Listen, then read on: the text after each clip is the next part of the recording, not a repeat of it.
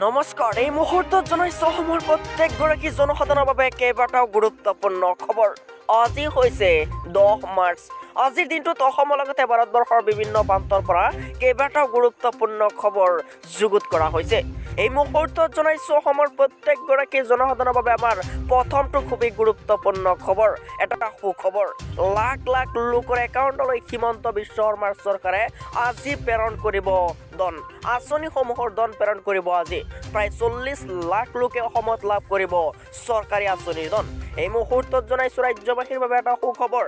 আজি হৈছে 10 তাৰিখ। আজি 10 তাৰিখ পেঞ্চন আৰু অৰুণোদয় আঁচনিৰ দিন হিচাপে ঘোষণা কৰিছে মুখ্যমন্ত্ৰীগৰাকীয়ে। অৰুণোদয় আঁচনি, বৃদ্ধ পেঞ্চন, বিধৱা পেঞ্চন, দিব্যাংগ পেঞ্চনৰ হিতাধিকাৰীক ধন প্ৰদান কৰিব অসম চৰকাৰে। আৰু অৰুণোদয় আঁচনিৰ হিতাধিকাৰীয়ে লাভ কৰিব 1250 টকাকৈ। যিসকলে নতুনকৈ অৰুণোদয় আঁচনিত আবেদন কৰিছে সেইসকলে এপ্ৰিল মাহৰ পিছৰ পৰাই লাভ কৰিব অৰুণোদয় আঁচনিৰ ধন। এই মুহূৰ্তত জনাইছো আমাৰ দ্বিতীয় নম্বৰ খবৰটোলৈ। আমাৰ দ্বিতীয় নম্বৰ খবৰতে আছে এটা ডাঙৰ খবৰ।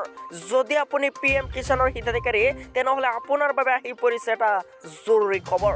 PM কিষাণৰ টকা যদি পোৱা নাই তেনেহ'লে আপোনাৰ বাবে আহিছে এটা সুখবৰ। PM কিষাণৰ ধন পাবলৈ আপুনি কৰিব লাগিব এই কাম। যদি আপোনাৰ টকা পেণ্ডিঙত আছে তেনেহ'লে আপুনি এই কাম কৰক, লগে লগে সোমাই পৰিব আপোনাৰ ধন। শীঘ্ৰে সম্পূৰ্ণ কৰক e-KYCৰ কাম।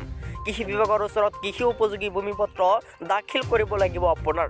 আৰু পঞ্জীয়ন নকৰা কৃষকসকলে PM কিষাণ পৰ্টেলত স্ব-পঞ্জীয়ন কৰক।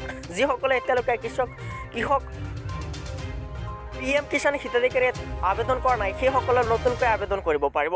মুকলি কৰি দিয়া হৈছে হেল্পলাইন নম্বৰ 036128002113 নম্বৰত যোগাযোগ কৰিব পাৰে। এই মুহূৰ্তত জনাইছো আমাৰ তৃতীয় নম্বৰ খবৰটোলৈ। আমাৰ তৃতীয় নম্বৰ খবৰতে আছে ডাঙৰ খবৰ। চলি আছে মেট্ৰিক পৰীক্ষা।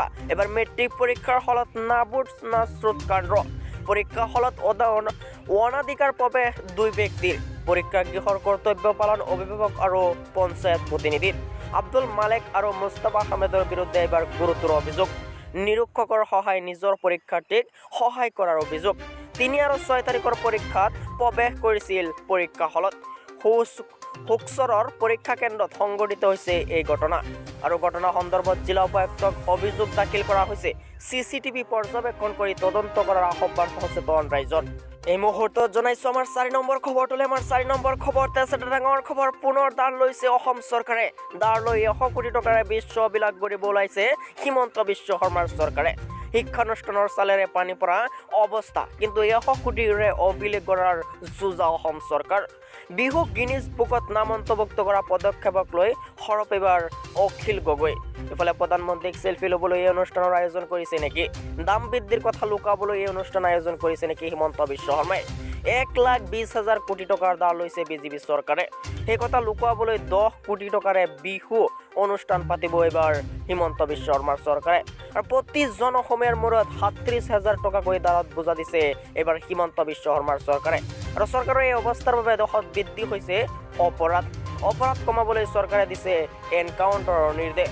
আৰু এনকাউণ্টাৰৰ কথা লুকুৱাবলৈ চৰকাৰে এনেদৰে পাতিছে বিহু ফাংচন। আৰু হিমন্ত বিশ্ব শৰ্মাক সদায় লাগে প্ৰচাৰ। আৰু চৰকাৰক সমালোচনা কৰিছে এবাৰ বিধায়ক অখিল গগৈ।